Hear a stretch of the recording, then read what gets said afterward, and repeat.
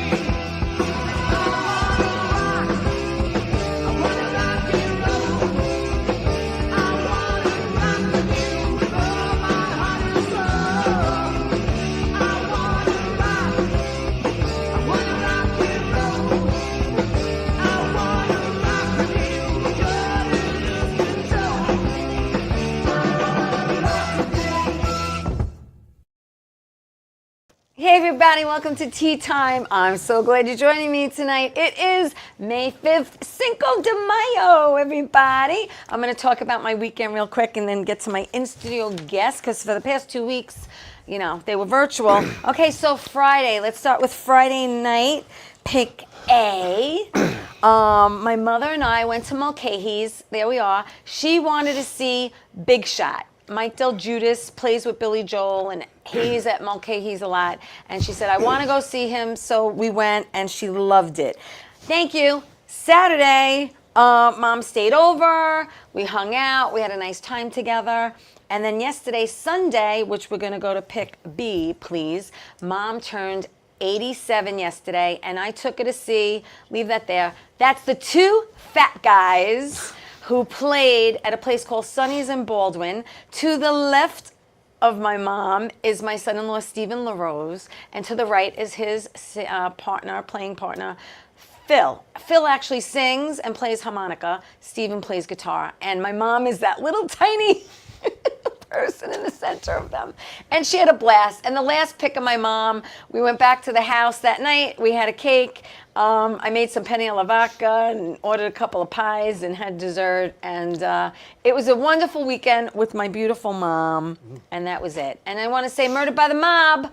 Let's put up Bunny real quick. Murdered by the Mob. Go to murderedbythemob.com when you get a chance and see when our upcoming shows are playing. So you could come see me as Bunny at Murdered by the Mob. Thank you, Carmine. I appreciate that. So let me get to my guests because, you know, fate is weird when it comes to certain things. You know what I mean? Like Jimmy and I are friends on Facebook. We have a lot of mutual friends. I was supposed to have a different guest, and he couldn't show up, and I'm going through what I'm going through. No, I'm number two? No, you were number one. You were number one replacement. And I'm going, I got to get, no, number one, you number one replacement. And I says, I got to get somebody, and Jimmy and I have a lot of mutual friends, and I'm like, you know, this man has such a great career. He's so talented. I love everything I see that you do. I have to have him on. So help me welcome actor, producer, writer, musician, James. Go ahead. No, you go. Pravasilis. Oh, she nailed it. Pravasilis. You nailed it. I know. Thank you. Right. You got your high school diploma. Thank you so much. Can I say one thing first? Your mom, my how old is she? 87 yesterday. She looks fantastic. Not a wrinkle on her face. She looks great. Know. She dating anyone? No, but she gets hit on all the time at the supermarket. Oh, well. She tells me. She comes home from my dad and she's like, Sammy, I still got it. I still got it. So anyway, you can have it. So I'm glad you're here. I'm glad you took the trip from Brooklyn. Bay Ridge, Brooklyn. Brooklyn's Thank you for having me. I feel honored to be here. Thank you. Thank you. So I want everyone to get to know you. Okay. And you know, you and I, like I said, we're friends on Facebook, but Yeah. I never got to like meet you or hang out with you. Right. So this is exciting for me because I learned a lot about you doing my research on you. And I'm going to learn a lot of things while everyone else does too. Well, great. Because, you know, you kind of like can work for the CIA. You don't have like too much going on. Me? Yeah, you know what I mean? Like, you know. I might know some people. You know, I think you do. I'm a little worried what you've dug up.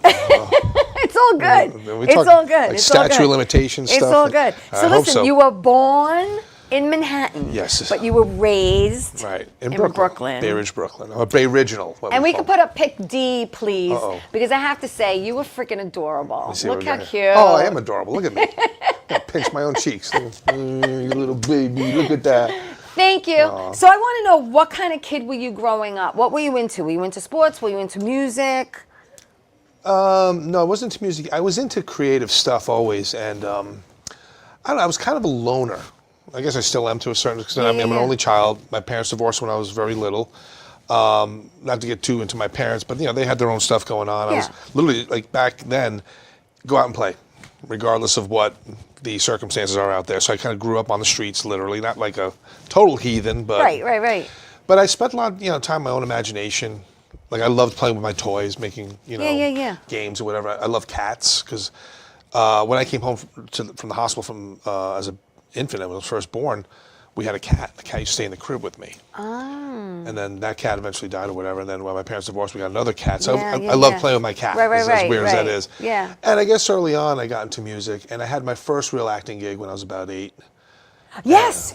Tell me about that, because wait, this is exciting, because when you were 8 years old, it's a funny story. It's a great story. You were actually picked to perform with Lassie the dog at Radio City Music Hall. Yep. How'd that happen? I look like him. Stop. You're a lot less hairy. You think?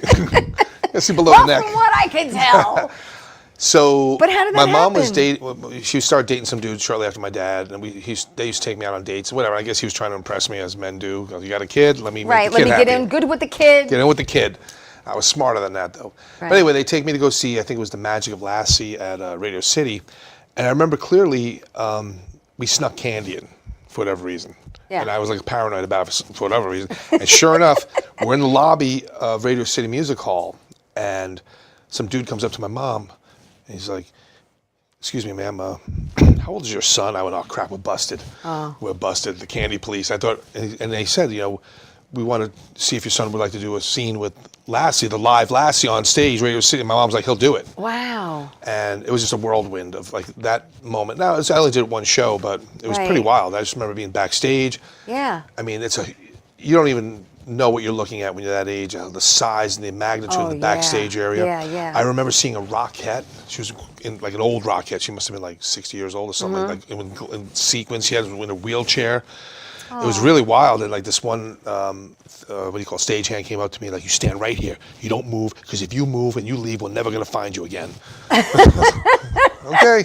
The pressure for an 8-year-old. Yeah, I was like thrown into the fire. Wow. Showbiz. That's wild, though. So the circumstance was Lassie's supposed to be babysitting me. I'm doing my homework, and I remember all the props being super big. Like the pencil was like this big, and and I'm supposed to try to run away, and Lassie chases me and finds me, and it's a whole thing. It was cool. That's wild, though. Not too many people could say that they've performed. And I have blurry pictures because they weren't prepared. Yeah, no. It's a blur on stage, but No. Still, it was, Wow. It was a start. So where did you go to high school?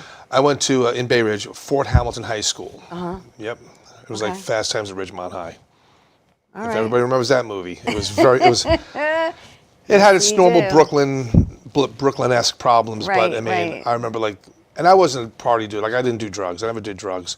I still, would drink like most kids would, beer. Yeah, like that. yeah. But you could be like a Friday morning going to school, and there's like a group of kids sitting there with a suitcase of Budweiser on the field at 8 in the morning.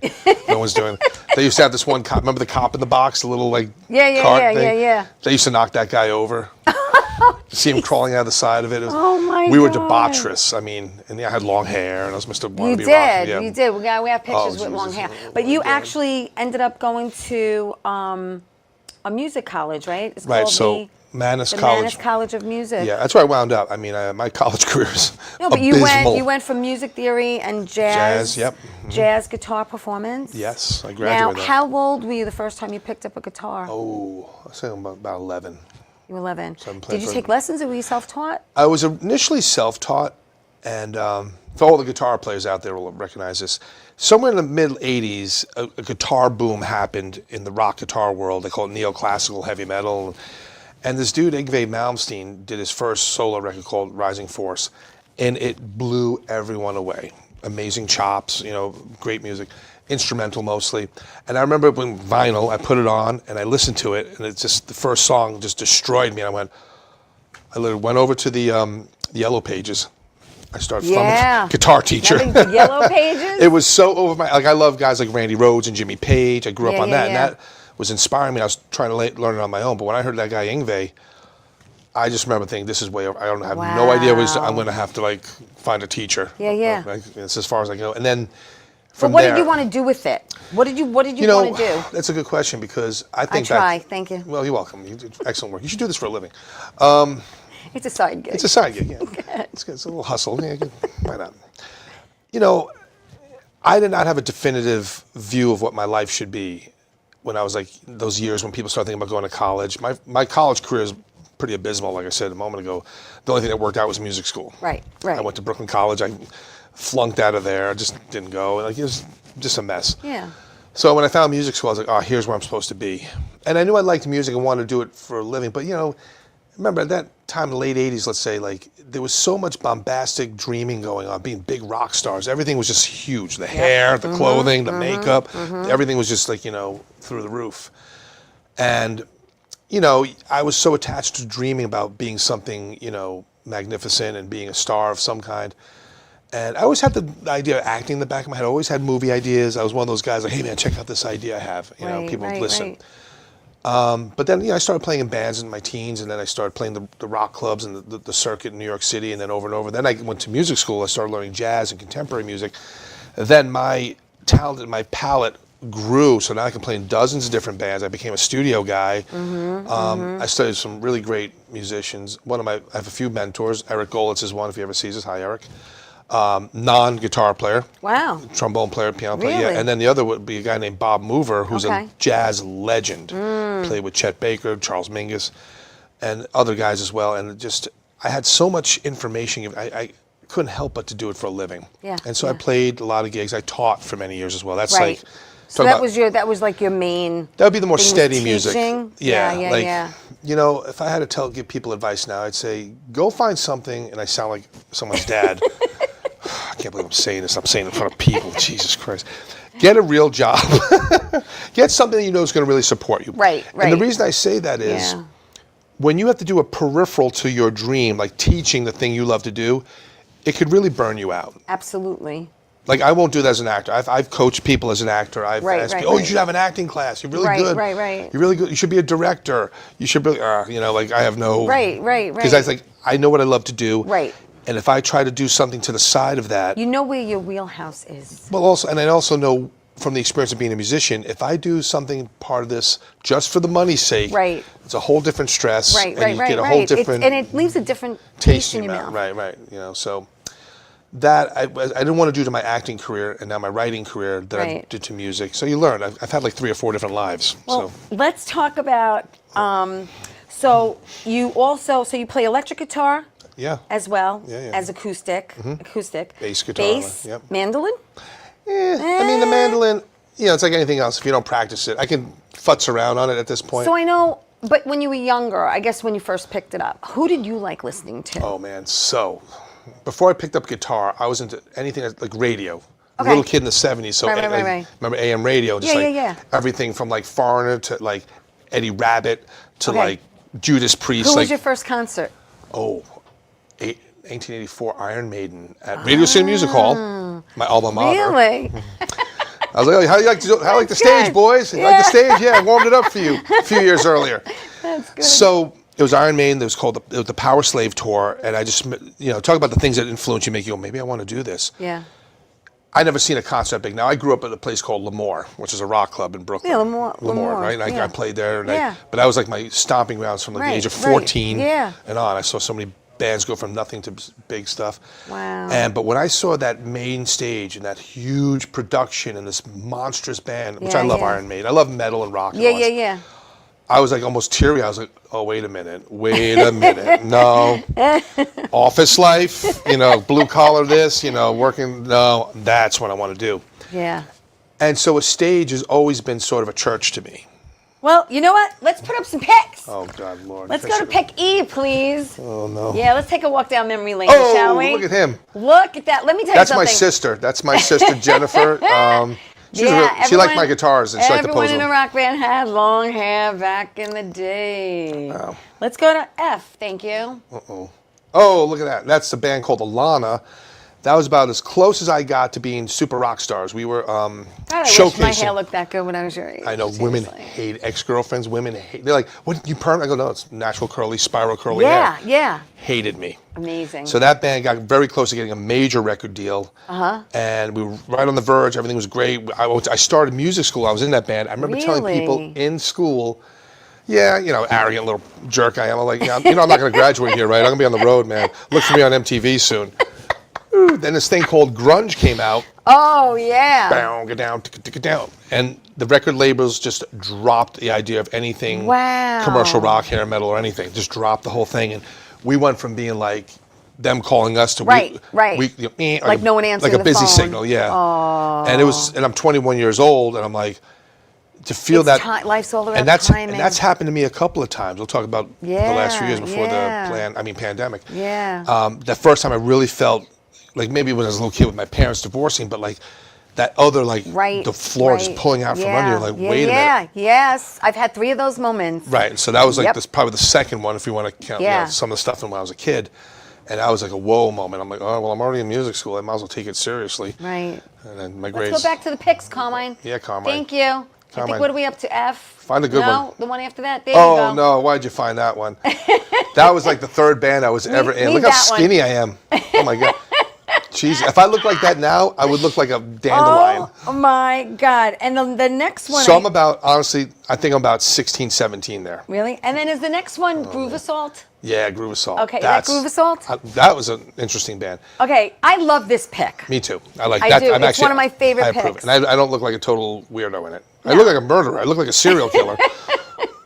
But so He's in the front, people. Yeah, but I'm the one in the middle. Front. I'm the handsome one. The one with the weird kind of goatee mustache going on. So that's when my hair, I chopped it down to like shoulder length. But I love that pick. It's a good pick. It's very artistic. And my friend Saad Mustafa, let me give Saad. Thank you, Carmine. So Saad Mustafa yes.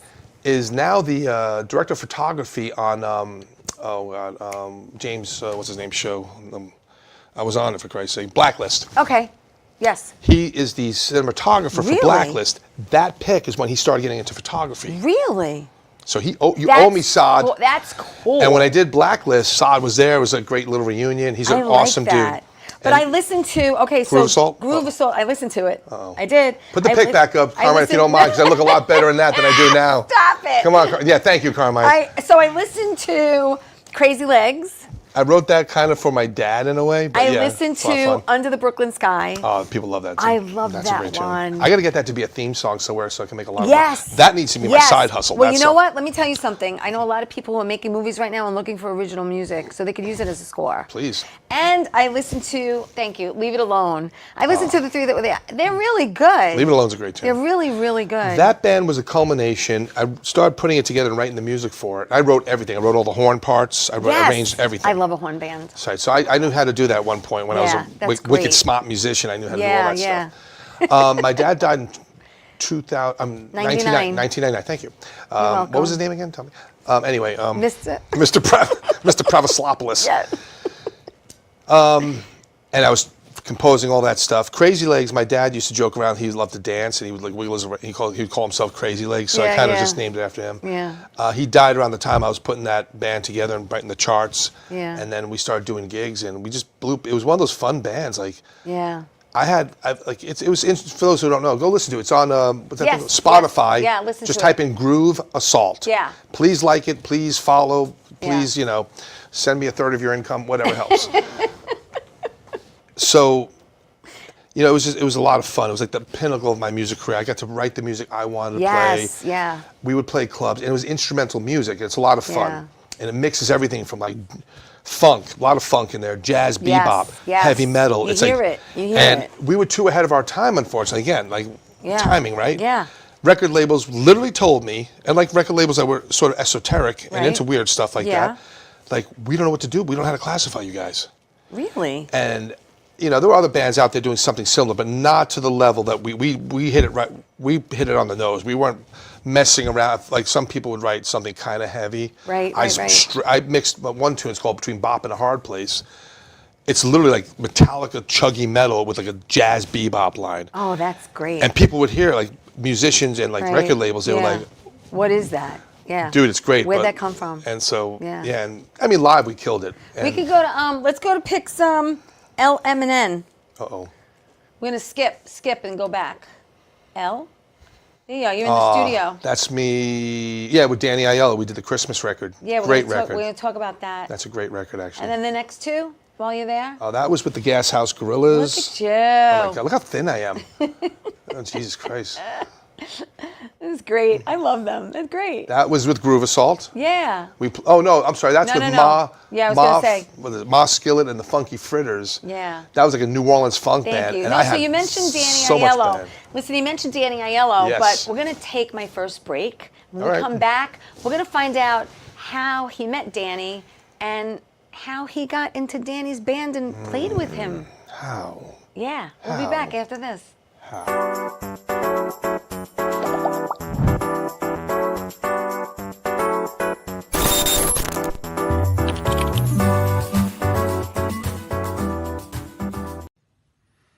Well, hi there, Theresa. It's John York from General Hospital. I am just checking in because apparently you have a great talk show called Tea Time on Strong Island TV. I want you to have continued great success and have a lot of fun. It sounds like you're having a lot of fun, and that's pretty much the key to everything, isn't it? So continued success. I'm proud of you. Have a great day, Theresa. Bye. Hey everybody, welcome back to Tea Time. I'm so glad you're joining me. Happy Cinco de Mayo. And look who's here. Jimmy, or better, James. James. I know, he goes by James Pravasilis. Yeah. Okay. That was the Long Island. But we call him Jimmy. The Long We call Island him accent, Jimmy. Pravasilis. Pravasilis. It's fine. Anyway, I'm so glad he's here. He's had an amazing career. We're talking about his music. And before the break, it was about Danny Aiello. So I want to know how you met Danny before we put up some pics. And Well, let's go back to the pick I said was the Gas Which House one? Gorillas. Actually, G? No, I don't know. no, it was K. No, Nope, I'm nope, sorry. before Wait, I that. skipped. We skipped. Before that. Yeah, that one. So I was in that band. I think Yeah. you have a picture of the Gas House Gorillas. So I was in that band. Yeah. Thank you. The drummer, a guy named Joe Geary, was a great guy. His wife is Tracy Miller, who is a huge PR person. Amy Winehouse, Run DMC. So she became Danny Aiello's PR person. And so Danny wanted to do music after this amazing career as an actor. Yes. And so he got Joe to help put the band together, and they started putting the band together. Since I was playing in the Gas House Gorillas, he referred me. Wow. And so they had another first guitar player, I forget his name, he played on the original record. For whatever, they had a different group play on the record. Then it was time to do all the live stuff. They had to get a different band. Right. So my call came 2 days before doing Good Morning America. And it sounded like? Crap. No, meaning the phone call. Hi, this is so-and-so. Would you like to play with Danny Aiello? Yeah, something like that. No. Joe called me, hey, Jimmy. Literally like one of these things. What are you doing Saturday? And I'm thinking like, I don't know, we're going fishing. What? He goes, you want to play the Good Morning America with Danny Aiello? I said, yeah, okay, sure, fine. Let me see. Yeah, I'm good. I'm open. Oh, my God. So he mailed me the charts and the CD, and that was it. I mean, literally like trial by fire. What year was that? 2003. It was shortly after my. Let's put about 2004, a year after my mom passed away. Let's pick I, please. Thank you. Pick I. Yeah. There you go. There's me and Danny. Okay, so where was that? I think that's at the Sands. Like, they tore the Sands down, right? Yes. So we were the last, I think, almost positive, we were the very last musical act to play the Sands. Jay? That's at the Blue Blue Note. Yeah. I've been there. We played there a bunch of times. My girlfriend's cousin is in the Yellow Jackets. No way. Yeah. That's great. And his name's Jimmy. Have you ever seen either one of us in the same place? No. So that was great. I love that pick. So that's That's Herb, a great pick. And Herb Bankel, I got to give Herb credit. Herb, if you're watching, hello. He was like Danny's friend, but he always came with a camera. He's actually a dentist, but a fantastic photographer. That's a great pick. He got so many great pics of me and Danny. Let's go to K, because there's another one. Yep, that's at Triad on 79th Street. Yes. And I'll tell you a story. Me and Danny got close right away. He liked me very much. You're like this kid looks like me. So we're playing the House of Blues in Los Angeles. Yeah. Thank you, Carmine. And so he would introduce the band. Right. Yeah, it's like 1,000 people there, where it was packed. All the old Hollywood came out, like Dick Van Patten, all these really cool people I got to meet. And he introduces all the band. He forgets to introduce me. What? I just was in the mood. Oh, I'm sure that was not on I was in a mood, and I just took the guitar off, and I used to be right behind him. Right, I see So that. I put the guitar down. I walk up, I put my hand on. He's like, "Oh no, kid!" And I'm like, "What am I, chopped liver?" And we start doing this bit. Oh my God! We start doing this whole bit. That's great. And so after the show, and everyone's clapping, they loved it. And after I went up, I said, "Danny, I'm sorry, man. I just something." He goes, "Kid, that was fantastic." That was. We could go to pick O because I think there's one more. And we started doing that all the time. That was like our thing. Oh, that's with Hassan Johnson. Yes. He's great. Dwayne Johnson, but his name's Hassan. He's a brilliant producer. He's worked with, name a person in R&B or rap from like, name them. Yeah, he's worked with them. I don't know, JJ, whatever his name. Thank you. I love. So Hassan's with us. We did a record with him. He's a great guy. He's a buddy of mine, Hassan. Hi, Hassan. I'm sure you're watching this. If not, he'll send you the show. Actually, I think Hassan's from Long Island, so you better be watching. At least your mom. Oh, really? Yeah. Wow. He's a good guy, Hassan. He's a really good That's bud. great. And, all right. Oh, now what else are you going to surprise me with? Well, here? listen, I'm liking this so far. This is. Well, I'm glad you are, Jimmy. I'm waiting for like the shoe to fall. No. I'm waiting for that one pick where I gotta run out. But I do want to play a video of actually you playing. But before we play this, well, you know what? Let's play it, and then you'll say why you did play it. I know why, but you'll say. Uh-oh. Go ahead. Oh, not the one that's the tribute. Okay. The tribute.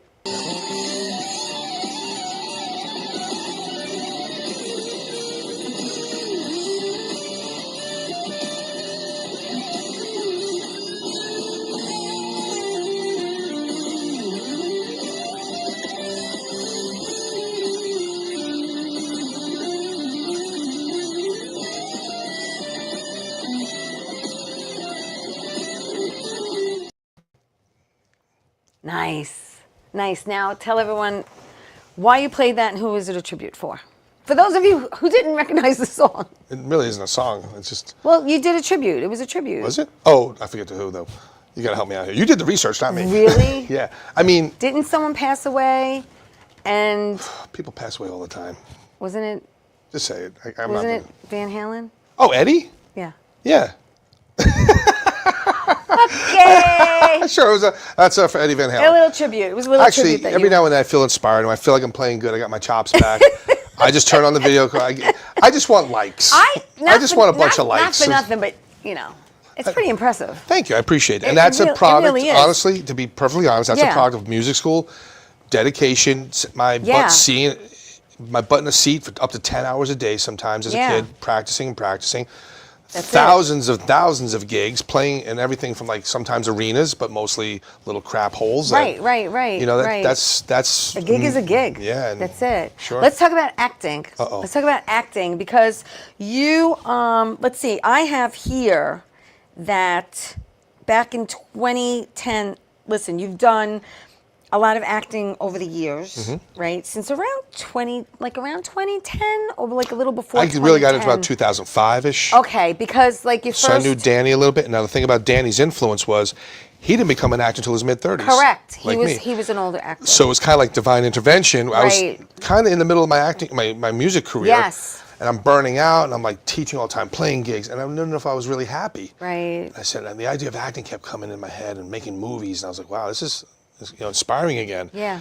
And that's when I get the call from Joe Geary to play with Danny Aiello. Okay, he's an actor. And then I find out his story. Me and him hit it off right away. Right. He's like, and that's what I'm saying after that joke we did on stage.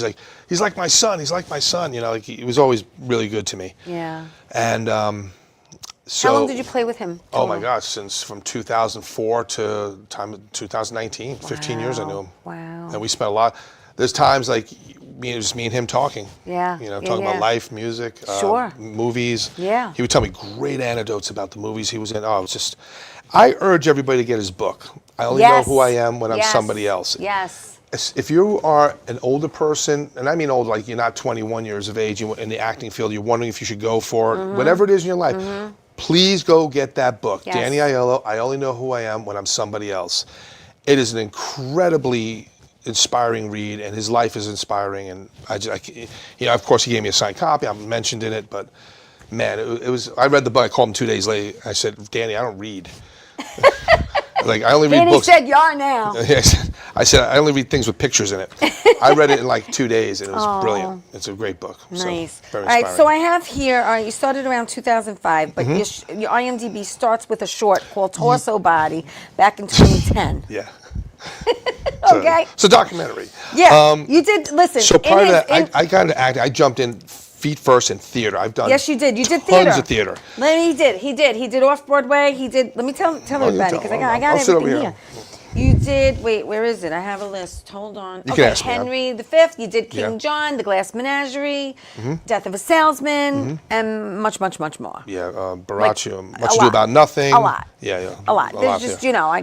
And like literally probably like 50 or 60 short plays. I was a thing called Sticky for years. Yeah.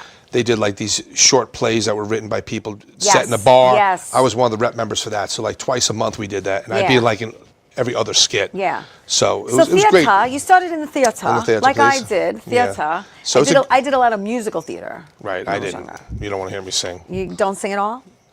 Can you do backup? Yeah, I guess. I mean, I'm not. I hate to say I'm a singer because. Okay, well, Yeah, I'm not. So. But he's done theater, he's done TV, he's done movies, he's done commercials. There's a Toyota commercial out there that is very, very cute that I saw that I watched. And the Puppy Bowl commercial, which was And fun the Puppy too. Bowl commercial, yes, Many we years can't ago. forget about that. And there's nothing like, and you know, between playing music and theater, there's nothing like a live audience. True. As long as they're a good live audience. I did a play last summer, which was a lot of fun. We want a good live audience. We had good audiences, but when you don't have a good audience or Yeah, you that's an have issue. a disrespectful It's an audience, issue. that's when the Bay Ridge Brooklyn boys start coming out. And it's one of a few reasons I backed off from doing a lot of theater. Part of it was Danny's advice. I got Henry V. We were playing somewhere. Danny, I said, Danny, I got Henry. I'm playing Henry and Henry V. I'm playing the leads. That's great, kid. I can't believe you could do Shakespeare. Yeah. I wish I could do that. You're amazing. Blah blah blah blah. He says, so you're serious about this? I said, well, yeah. He goes, no more Shakespeare or theater for a while. Because you went into acting school. I went into theater. No. You studied. I did around Yes, peripherally. you did. But his advice was, you got to start doing TV and film. Right. He goes, you want to make a living at this? Really? He told me, he goes, look, he said, Jimmy, if you're going to start doing theater only, you're going to be doing summer stock. Like, Right, you got to leave right, New York. You got right. to go on these Yes, tours. yeah. He goes, do you want to do that? I'm Cruise like, ships. Yeah. Right. He said, no. You got a good face. I seen your acting. You're good for film and TV. Right. You got to go for it. And that was just Well, let's talk about going for it. going for it. Okay, so you did Torso Baby. Yes. You played Troy. I did play Troy. And then you did shorts. A lot of shorts, I'm going to name millions a of lot them. of shorts because I'm going to name a few Yeah, that loads are of them. here. And then you did Unlucky, which I have to say I loved your Irish brogue. There's his lad. Good for you. He has a really good Irish brogue. Yes, because I'm It was part Irish, really, you know. really good. Part Irish. And then and I'm going to go to pick P, please, because in 2017 you did Choice, and you actually played a character named James. Mm-hmm. And then after that, let's go to Q. Thank you. That's Some a great. sexual healing. So that's my buddy Mark Cabroy. He's funny. He's a brilliant guy. He's a great filmmaker. You talk about guerrilla filmmaking. Yeah. I think he wrote the book on it. Stay there, Colin. In and out. Boom. He can move quick. He writes really funny, Nice. dirty, weird stuff. I know. Look like a hard That's job Maria for you, Jim. and Ursula, the two women there. It was a really funny script. It's about a guy who, when he has sex, he can have sex with very ill people and make them well. Wow, we could heal them through intercourse. Right. So it's very. What a metaphorical. theory. What a Yeah. concept. I'm not even going to. I'm not feeling well right now. Really. Hey, I know a let's guy. go to Pick R, please, The Prime. Oh. And let's stay there a moment, shall we? This is a short that you produced. I wrote it, You wrote produced it, and acted in it. You wrote it? Yes, you did. it's you did the trifecta. Directed by Jessica Green, the wonderful. Yes, brilliant. now this edited short and- was in 25 festivals. It was nominated 7 nominations, and it won 5 awards. Mm-hmm. Yes, it did. So kudos to you. Thank you. And that film, just quickly, not to get into anything worldly. Yes. It's roughly about a post-pandemic Orwellian world. Yes. I wrote it Yes. and filmed it in 2017. Wow. And then a few years later. Crazy. So I'm not saying I'm Amazing. Nostradamus or anything. No. But I kind of nailed it. Thank you, Carmine. We're going to Thank go you. back in another minute. Or less than that. In 2018, you did The Spy Who Scratched Me. You also produced it, and you were a composer on that. Yeah, I did some. You did the music. That was like one of those film challenge things, get it done in 24 hours. So it was a cute little thing. And then 2019, you did Uber Oracle. Uber Oracle, right? You produced it. No, well, a lot of us. Kinda, sorta? Yeah, we're all like, because again, it was like a challenge thing, so we all had a part to play. So yeah. And then let's go to pick S, please. You did My Dinner with Schwartzy. Schwartzy, that was a fun film. So Zoe is in that, and she's the lead girl. It was me and this girl. Yes. A lot of people are in it. Everyone there is Yeah, brilliant. yeah. There's a lot of my friends in there. But you were Schwartzy. I played Schwartzy, Yes. which, around the Me Too era, I played like one of those producer type dudes. I don't know how to take that as a compliment. People like, and James Pravasilis is doing a convincing job of it. I was like, whoa, whoa, whoa, whoa, time out.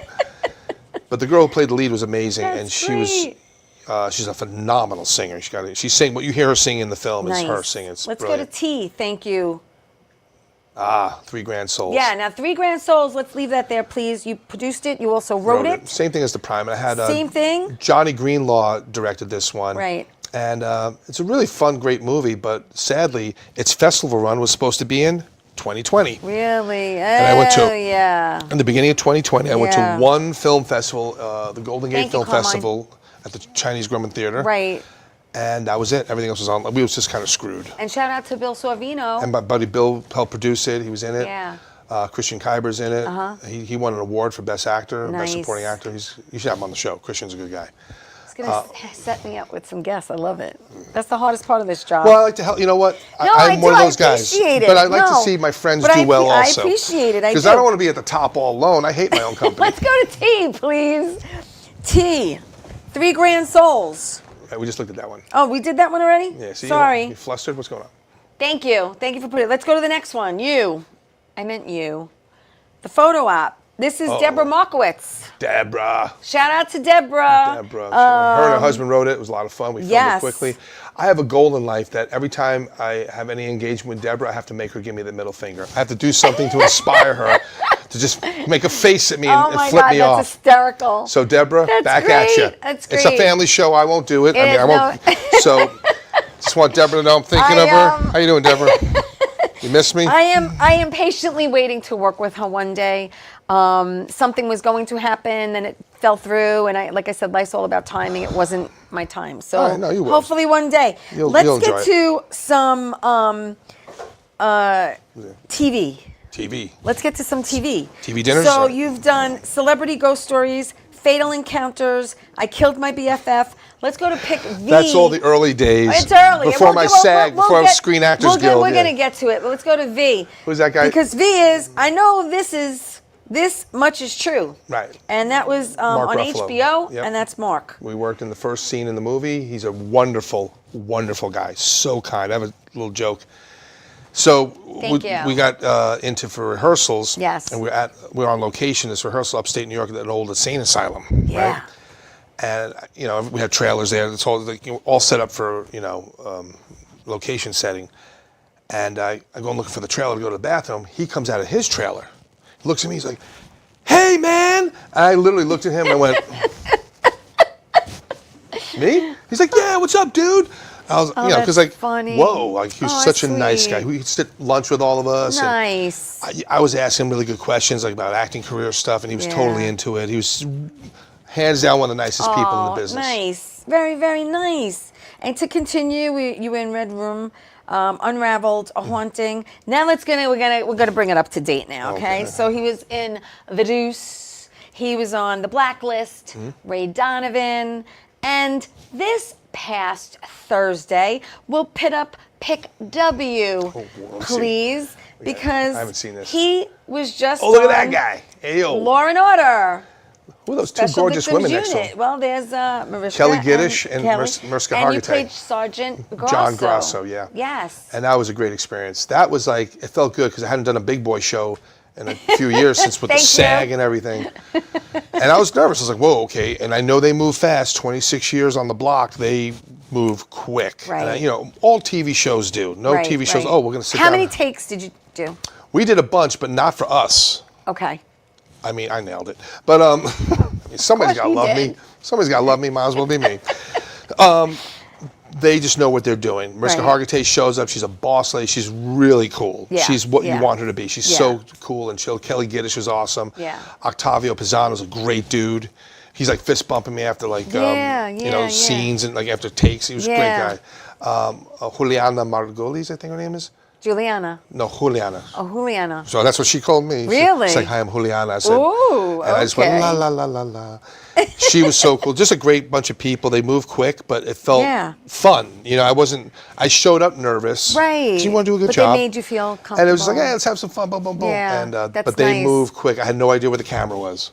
Really? That's how they move. Like I'm in. You know, you don't want to know where. No, at least I don't when I'm doing TV or film. Yeah. I don't worry about the camera. Some actors are like, right. well, I know how to work the camera. I don't care. I pretend to just let go of the camera altogether. Right. And it worked out. And they were just really nice people and a lot of fun. It was good. It was and nice. I feel like it's a New York passage, rite of passage. As a New York actor, like, it is. Go ahead, rub it in, because I haven't done it yet. I finally got it. I told you, my daughter keeps bothering me. She's like, I don't care what you're in until you get Law and Order. Okay, yeah, well, I'm like, I just want a 5 and under. snobbery. It's not a lot to ask for. Yeah, come on. But I will say, I have to announce something real quick. Okay. Before we talk about your motorcycle safety coach and your book. All right. I do have to give a shout out to Carolina and Chuck Marangelo, because they were on my show last week and I submitted a audition to them. All right. And Chuck called me today to tell me that I got the part of Madame Cosi. So thank you. So Carmine, why don't you clap it, We man? will be It's your boss over filming in November and December, and I'm very, very excited about Good for it. you. I really Congratulations. am. Thank you. I appreciate that. I'm sure there's no It's not Law and competition. Order yet, but hey, I'm gonna take it. Listen, you never know. No, you never know. I'm gonna get it before I die. Before I die, I will be on Law and Order. Or even after. I will be. Even Well, after. I'd be a dead body on Law and Order. Yeah, method acting. Whatever. We'll find out. We'll see. Okay, so listen. There's a couple of things I found out about you that I didn't know, including Depends. you are a motorcycle safety coach. Well, that's right? I'm Like more, that kind of thing. I'm a motorcycle You're guy. an enthusiast. Well, it's a more it's than like that. it's kind of my living, part of my living. So the main thing I do, one of the things I'm most proud of, is that I'm a coach for what's called the Riders Club at New Jersey Motorsport Park. I'm like like MotoGP stuff. Like if there's a pic you can look at. Yeah, pick X, please. Pick X. Yeah. Of course, it's pick X. Boom, that's This me. is him hugging a curve, people. Yeah, that's knee dragging down. That's around turn 5 at New Jersey Motorsport Park. Wow. And or maybe that's turn 7 at Lightning. I don't know. Anyway, Thank that's you. what I do. Like I'm a coach there, so I help people Wow. stay safe on the racetrack. I teach them the techniques of racing and that kind Right, of stuff, right, and that right. level of riding. Right. And I'm also a coach for the Motorcycle Safety Foundation. That's for beginner riders to teach the 2-day course so you can get your license. That's all right. But I'm more into the racing stuff, 100%. Yeah. How often do you race? Well, I don't race professionally. I never did. It was too expensive. I'll do what's called mock racing, but Okay. basically it's track days, Okay. right? So at the track days, you need people who know what they're doing, that coach and help other riders in the lower groups. And so it's like beginner, intermediate, advanced, and expert. So my riding skill is advanced to expert, but I help people in the advanced part and then the intermediate and beginner parts so they can get better. And that's important. Because we're taking a high risk. We're going hundreds of miles an hour. We're taking turns at 80, 90 miles an hour. You see them dragging me. You got to have skilled riders on there. We wear vests, coaching vests. And some of the best people, they're like family. Some of the best people I know are at the racetrack. And they have kids that are racing, and these kids are dynamic, and they're just brilliant. And it transcends everything. It transcends race, religion, sex, all that stuff. Everyone's just there, and they're there to help each other. It's a beautiful community, the motorcycle racing community. All motorcycle community is. Yeah.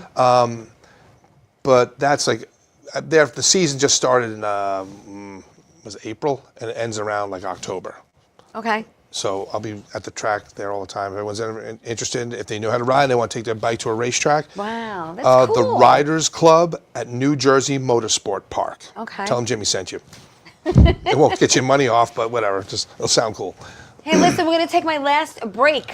And when we come back, we're going to talk about him being a writer. Yeah, and I'm going to take a nap. And a book that he wrote. We'll be back after this. Don't go away.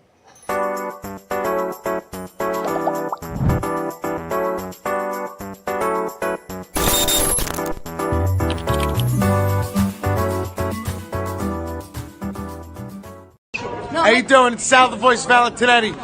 Why are you watching me? You should be watching Theresa Farrell Tea Time with Theresa Tracy Farrell. And make sure you follow Theresa on Facebook. Tea Time with Theresa Tracy Farrell. We'll see you there. I love the way you say my name. I love Doc, who's the best comedian you know? Theresa Farrell. And who's the best actress you know? Theresa Farrell. And who's the best cast member in Bad Boys? Theresa Farrell. Who's got the best radio? Theresa Farrell. Doc, who's your favorite Jimmy? Theresa Farrell. Who are you loving right now? Theresa Farrell. All right, Doc, I love you too, baby. Love you as always. Thank you. Hey everybody, welcome back to Tea Time. Yeah, So he glad does. you're joining me tonight. Okay, yes, you do have it. Great. Okay, so listen, I want to talk about you being an author because you wrote this book, and it's basically, Carmine's going to put it up. I'm just going to say it real quick because we'll get away with it.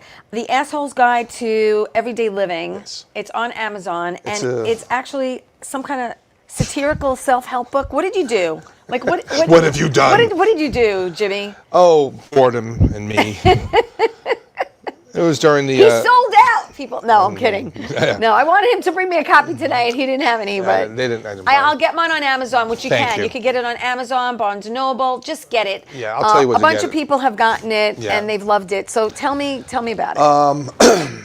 So I was bored during the pandemic, Like we all were. and I saw everyone was writing books all of a sudden with the Amazon thing. I didn't do it there. I went to a sort of publisher. Right. And I'm pissing and moaning with to some friends saying, hey, you know, everyone's writing a book. Who's this person writing a book? Who's that person writing a book? Right. And she said, well, why don't you write? Well, she said, like, why don't you stop being an a-hole and write your own book? Right. And like Divine Intervention, I'm not even kidding. The title just popped in my Ping. head. And I looked at God and I went, Okay. really? This is the book you want me to write? This is what you put in my head? Oh my God. So That's I wrote great. it. It does well. It's got a lot of great reviews. It was #1 for like, I think 3 minutes on Nice. Amazon. Yeah.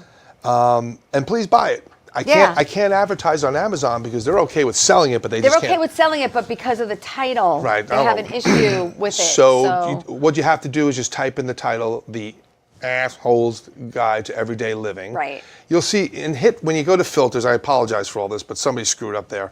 It's not like you're going to see all the versions because there's an audio version. Right. There's the, Right. and then there's just the regular book version Yeah. and the ebook version. Right. If you hit filters and hit all, you'll see all three of them. Okay. All right. And I do want you to know also, you can follow Jimmy. It's Jimmy.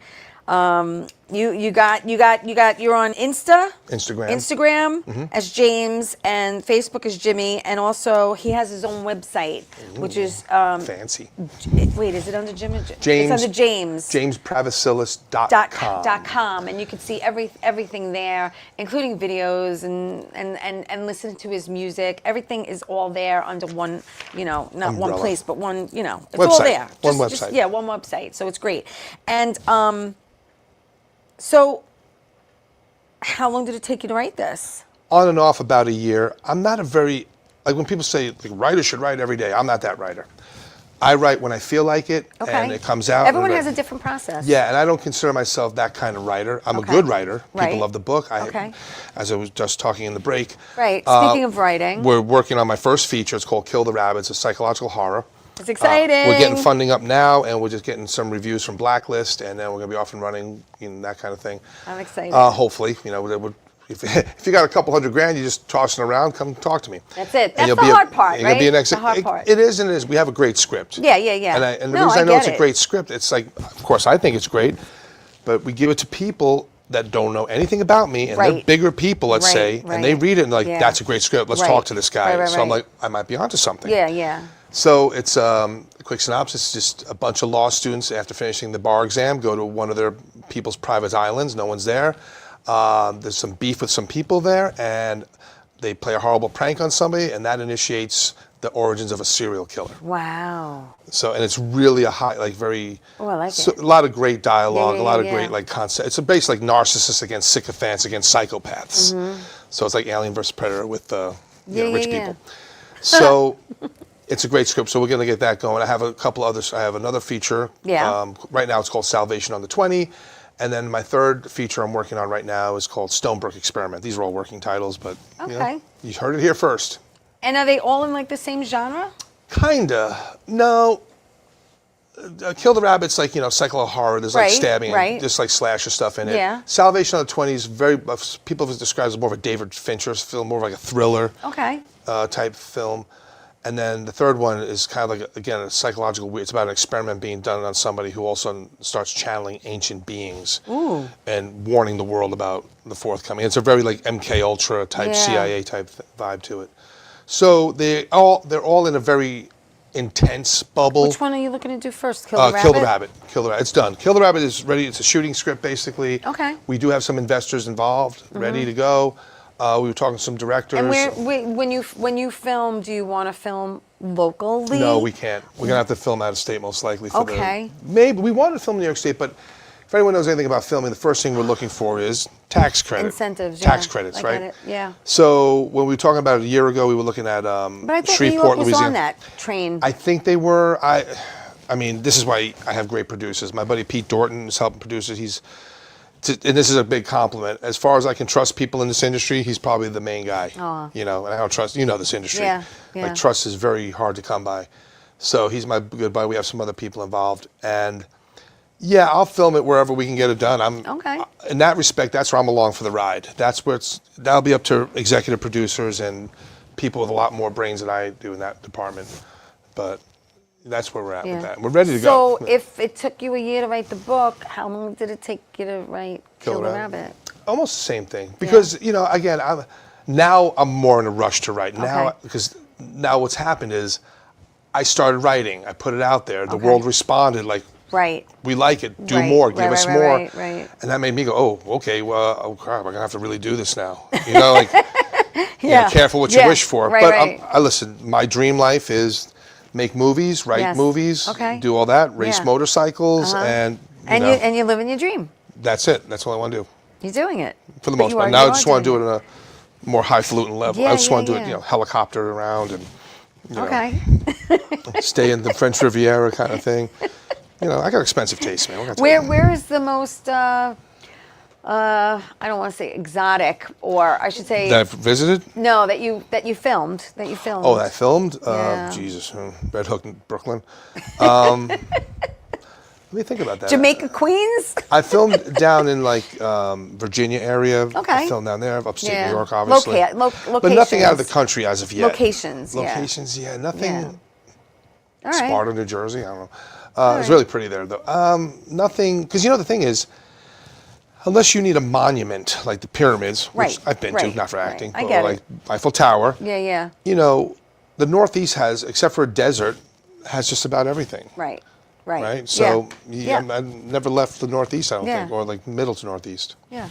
That's like when people visit New York for the first time and they only go into Manhattan. And I'm like, all of New York State is not like Manhattan. That's like 1% of we New have York State. cows. We have bobcats. We have freaking bobcats. We got Someone told me, farmland. bobcats, and I think we have Sasquatch. We got Yeti and Sasquatch and dinosaurs. Everything on Long Island. Yeah. Oh, on Long Island. Well, New York. New York. Outside outside Long Queens Island. girl. There's this. I'm a Queens girl. I was born and raised in Queens. Oh. So. Were you really born there, or were you born in Manhattan and brought to Queens? I was born in Queens. I have a pet peeve. Booth Memorial back then in Flushing. I'm supposed to say I was born and raised in Brooklyn. Yeah. But I was literally born in Lenox Hill Hospital on East 68th Street in Manhattan. Yeah. So my anal retentiveness. No, you're being specific. And super specificness of me. And can't live with that. I gotta say, born in Manhattan, raised in Brooklyn. Sorry. You're being anal, specifically but it's fine. detailed. No. He's got it right. Listen, we have like a minute left. Is there anything else that you want to, tell the audience that maybe I haven't mentioned? I don't know. Brush between meals. Be kind to animals. Don't beat up old ladies. If you know kung fu, just keep training. I don't tell people. What do you want advice from me for? His name's on the bottom of the screen right there. Look him up. Go to his. Did you spell it right? Yeah, it is. It is. Pravasi. Okay, just checking. Go to his don't hit me, Jesus. website. Go to his website. Look for him on Instagram and on Facebook. And you have some things on TikTok too. I do, but TikTok videos. is so much work. I was trying to promote the book. Yes. And there's a lot of funny stuff on there. Yeah. Go to my TikTok, James Pravasilis, or the A-Holes, the Assholes Guide to Everyday Living. Go buy the book. Again, you go to Amazon. Right. Type that in, the Assholes Guide to Everyday Living. We said it 3 times now. You're going to get this feds are coming. All right. It's towards the end of the show. Just go to filters, type in or hit all, and you'll see all the versions of the book. Sorry Get it. about I'm that. going to get it. I can't wait It's to a lot read of fun. It's a Yeah. really, it goes from stupid, childish humor to Right. seriously deep concepts. Right. I don't know how I do it, but I do it. Okay, cool. All right, well, listen. Thank you so much for taking the ride from Thank you Bookaline. so much. Thanks for having My me. door's always open. Come Sure. back anytime you want. Okay, you're not going to call the We cops, won't are lock you? you. No, we won't lock you out. Listen, I want to thank everyone for watching Tea Time. I'm so glad you joined me tonight. I will see you next week. And remember, tell everyone you love them. Ciao. Say goodnight. Good night.